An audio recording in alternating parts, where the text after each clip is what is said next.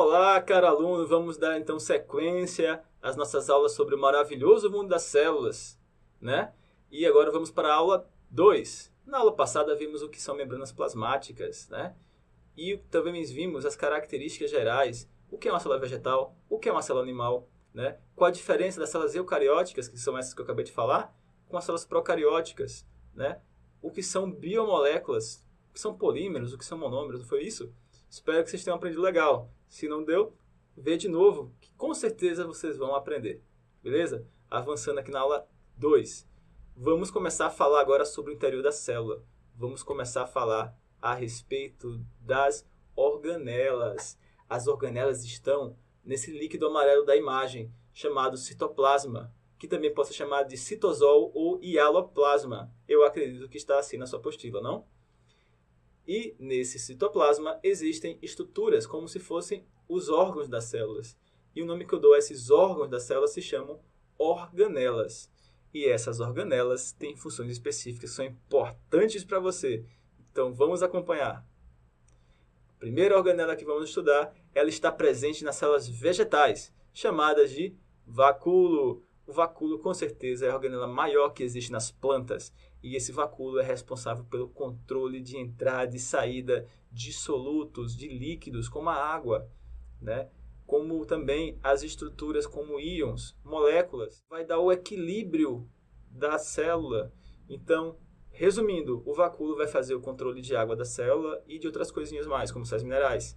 Então, ele pode absorver bastante água ou eliminar bastante água conforme as necessidades da célula vegetal. Outra organela muito importante para as células vegetais é justamente o cloroplasto. O cloroplasto é uma organela responsável pelo processo de fotossíntese. A fotossíntese é o processo que, na presença de luz, eu pego gás carbônico e água e transformo em carboidrato, mais precisamente a glicose. A luz do sol ajuda na síntese desse carboidrato, por isso que eu chamo fotossíntese. Síntese, fabricação na presença de luz. Foto, que quer dizer do grego luz. Certo? Perfeito? Vamos avançar. Aqui tem os aspectos gerais do cloroplasto, né? Ele é formado por algumas estruturazinhas, tilacoide, cloroplasto, estroma, entre outras coisas. Mas isso aqui não é importante no momento. É importante saber a função. O cloroplasto faz o quê? Fotossíntese. Avançando. Mitocôndria. Se o cloroplasto fabrica a glicose, a mitocôndria vai quebrar. A mitocôndria não está presente apenas nas células vegetais. Ela está presente nas vegetais, nas animais, certo? Em todas as células eucariônicas, com exceção das células encontradas nos intestinos de chinchilas, aquele mamíferozinho que parece um coelho.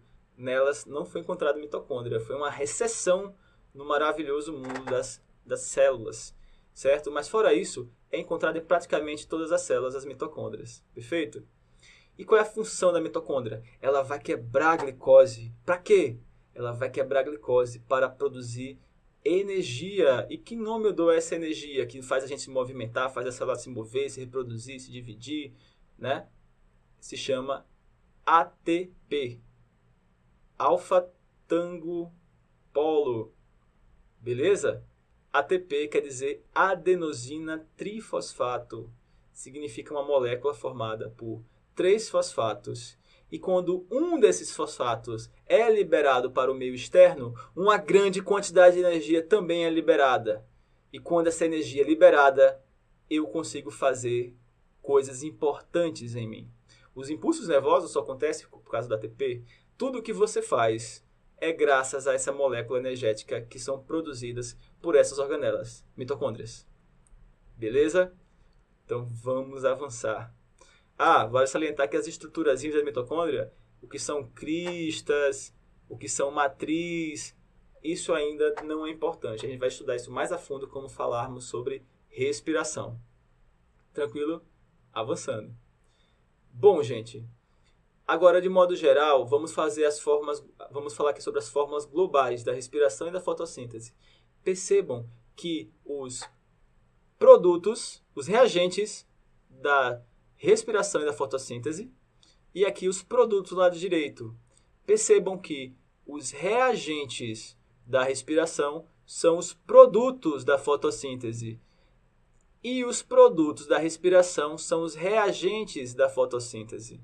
Ou seja, significa dizer que nada mais é essas duas reações de respiração e fotossíntese do que um ciclo, né? O que é produzido na fotossíntese é gerado na respiração, é consumido na respiração.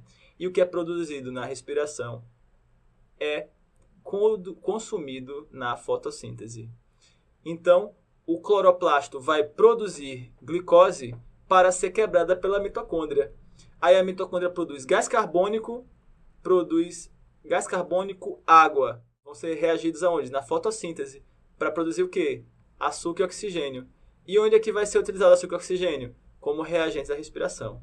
Então é um ciclo básico e essencial para a vida. A respiração e a fotossíntese são as reações mais importantes que existem na Terra, porque elas que garantem o ciclo da vida. Todo alimento produzido tem como base inicial a produção da fotossíntese. Aí os predadores comem os herbívoros e a gente come, às vezes, um animal que se alimenta de plantas, outras vezes que se alimenta de carne. Tudo isso é mantido basicamente pela energia solar, que sintetizou os carboidratos, e depois a mitocôndria que foi lá e quebrou e transformou em oxigênio. Tranquilo, gente? Ficou fácil de compreender? Então é esse o resumo. O cloroplasto produz a glicose e a mitocôndria vai lá e quebra. Qual é o objetivo da mitocôndria? Produzir energia ATP. Perfeito? Outro organelo muito importante nas células é o centríolo. O centríolo é responsável por formar as estruturas móveis da célula. Quais são as estruturas móveis da célula? O flagelo e o cílio. Nem sempre eu vou encontrar isso nas células. Por exemplo, qual é uma célula que apresenta flagelo? O espermatozoide. O espermatozoide é uma célula masculina, não é? Aquela caudinha se chama flagelo e aquele flagelo só existe porque o centríolo produz ele. Interessante, né? Os cílios são presentes também em amebas. Em vez de ser uma coisa só que ajuda a mover, eles estão por toda a parte da membrana plasmática da célula. E eles ajudam também a mover, né? Muitas amebas apresentam bastante cílios. Tranquilo? Descobriram o que é cílios? Os cílios utilizam uma estrutura chamada microtúbulos para fabricar flagelos e cílios. Perfeito? Aqui tem o jeitão do centríolo. Vamos avançar. Lisossomos. Os lisossomos, eles são uma mistura de guarda-costas com o estômago da célula. Isso porque eles protegem ao mesmo tempo que digerem as estruturas importantes para o metabolismo da célula. Ou seja, toda vez que eu tenho uma molécula lá dando bobeira no citoplasma, o lisossomo vai lá e degrada ela. Seja um invasor, como é o caso aqui do nosso amiguinho, pode ser, por exemplo, um vírus. Aí vem o lisossomo e vai e destrói o corpo invasor, ou então um produto lá do metabolismo celular que não tem mais interesse. Beleza? Vamos avançar. E quem é que garante essa degradação do lisossomo? O lisossomo só consegue fazer isso porque ele tem um monte de enzimas no interior dele. As enzimas são proteínas, ou seja, formadas por vários aminoácidos, que aceleram as reações químicas. Então, eles ajudam a acelerar mais a degradação daquele corpo invasor ou de um metabólico que a célula não quer mais. Certo? Basicamente é isso sobre as enzimas, né? Vocês vão ver com mais detalhes futuramente, lá no ensino médio, que as enzimas são muito mais que isso. Mas fica ligado que esse nome é importante. E os peroxissomos são outro tipo de organela que também tem enzimas. Só que, diferente do lisossomo, que degradam corpos invasores ou metabólitos mais sólidos, o peroxissomos tem funções específicas. Que funções é essas? Por exemplo, degradar água oxigenada. O peroxissomo degrada aquele oxigênio da água, liberando água e oxigênio. Também é ele que degrada álcool. Por exemplo, se uma pessoa ficar embriagado, quem vai degradar o álcool que a gente ingere no sangue é o fígado. E o fígado tem células hepáticas cheias de peroxissomos que vão ajudar a degradação do álcool. Perfeito? Vamos avançar.